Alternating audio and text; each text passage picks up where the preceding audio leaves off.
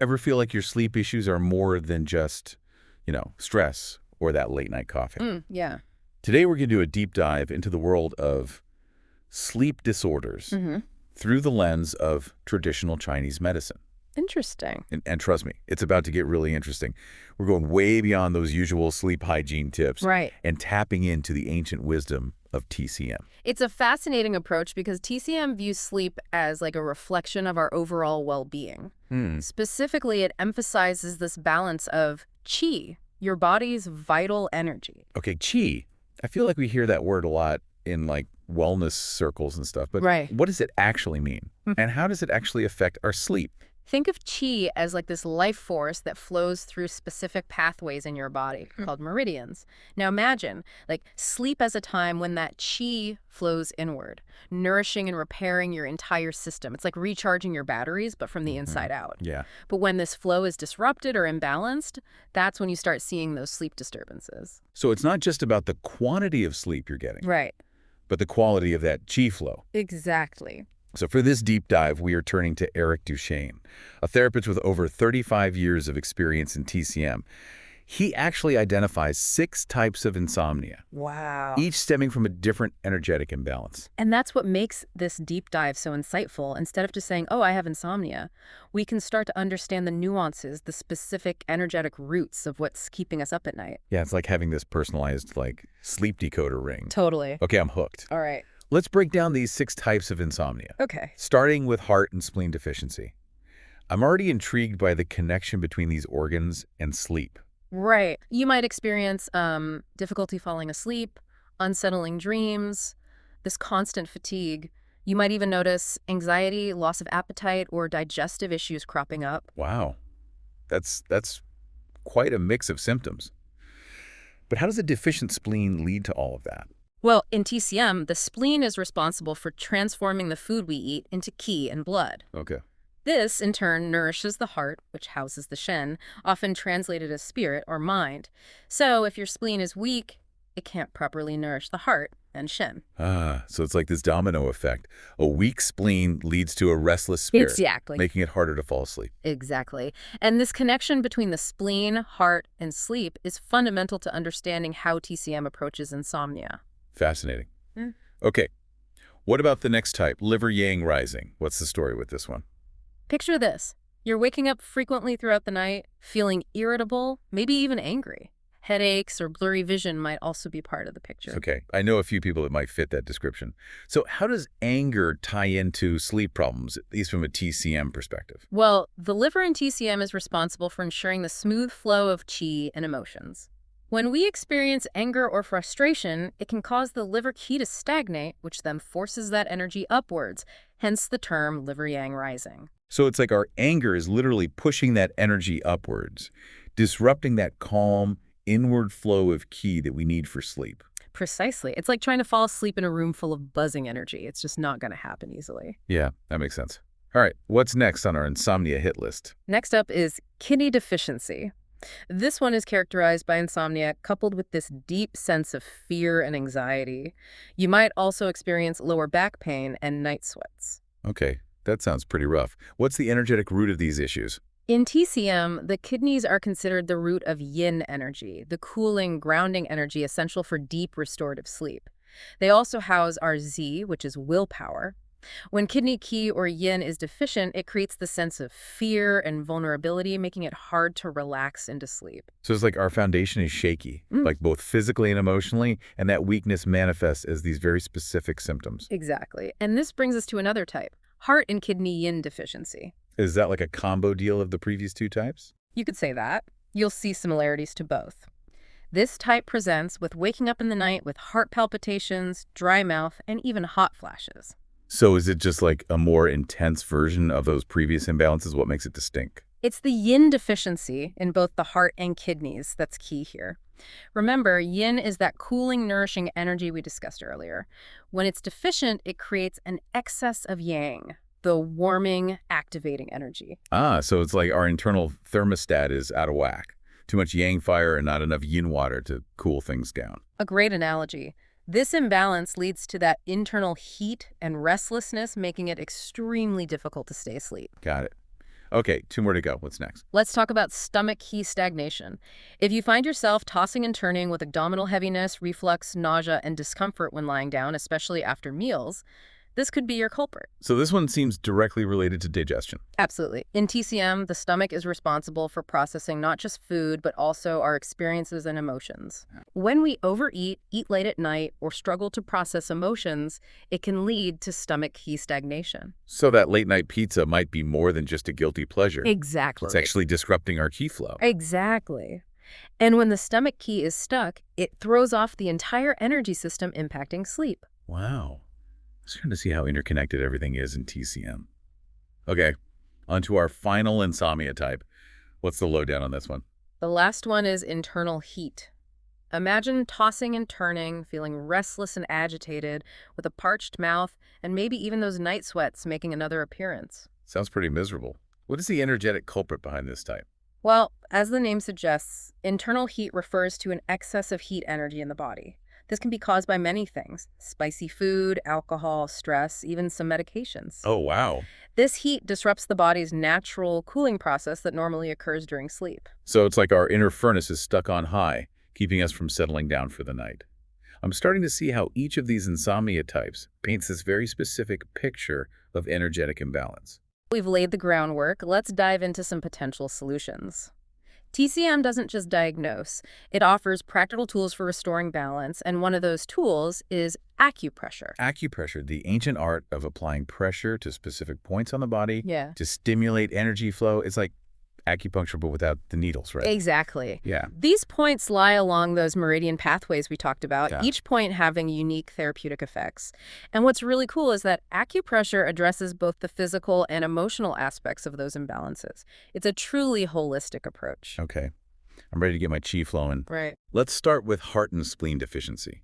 What acupressure points can help with those symptoms we discussed? One of the key points for this type is Shenmen, also known as HT7. Okay. It's located on the wrist, just below the pinky finger in that little crease. So if I'm feeling anxious and can't fall asleep, I can try applying pressure to this point. Yes, gently massaging Shenmen can help calm the mind, ease anxiety, and promote sleep.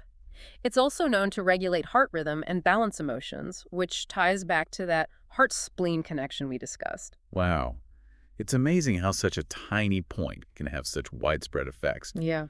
What other points are recommended for heart and spleen deficiency? Another important one is Pishu, or BL20. You'll find it on your back, about 1.5 inches out from the spine, level with the bottom of your shoulder blades. Okay. That one sounds a bit tricky to reach on your own. It can be. You might need a friend or partner to help out with this one. Stimulating Pishu can help strengthen the spleen, improve appetite, and reduce fatigue. All those things contribute to better sleep. Makes sense. And what about Sanyin Jiao, or SP6? I've heard that's an important point, especially for women's health. Sanyin Jiao is a powerhouse point, beneficial for both men and women. It's located on the inner leg, about 4 finger widths above the inner ankle bone. I've heard it's good for period cramps. It is, but its benefits go beyond that. Sanyin Jiao is known to regulate the spleen, improve digestion, and promote blood circulation, all essential for addressing heart and spleen deficiency insomnia. So it's a multitasker, just like the spleen itself. Okay, let's move on to liver yang rising. What points can help us chill out that fiery liver energy and get back to sleep? For this type, Tai Chong, or LV3, is our go-to point. It's on the top of your foot in the webbing between the big toe and second toe. Oh yeah, I've heard of that one. It's supposed to be good for stress relief, right? Exactly. Massaging Tai Chong can help soothe liver qi stagnation, reduce stress, alleviate headaches, and improve circulation.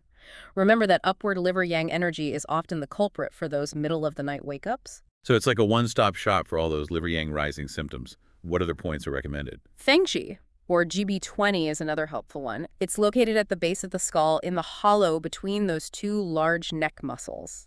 I bet you've had a massage there before. It's incredibly relaxing. Oh yeah, that spot is heavenly. Stimulating Fengchi can help alleviate headaches, reduce eye strain, and calm the mind, making it great for those who wake up with racing thoughts or a headache. And what about yin tang, the point between the eyebrows? That one seems to be a popular one for a lot of issues. Yin Tang is indeed a powerful point for calming the mind, reducing anxiety, and promoting sleep. It's often used in combination with other points to enhance their effects. So for liver yang rising, we've got Tai Chong to soothe the liver, Feng Qi to calm the head, and yin tang to quiet the mind. Sounds like a winning combination. All right, let's move on to kidney deficiency.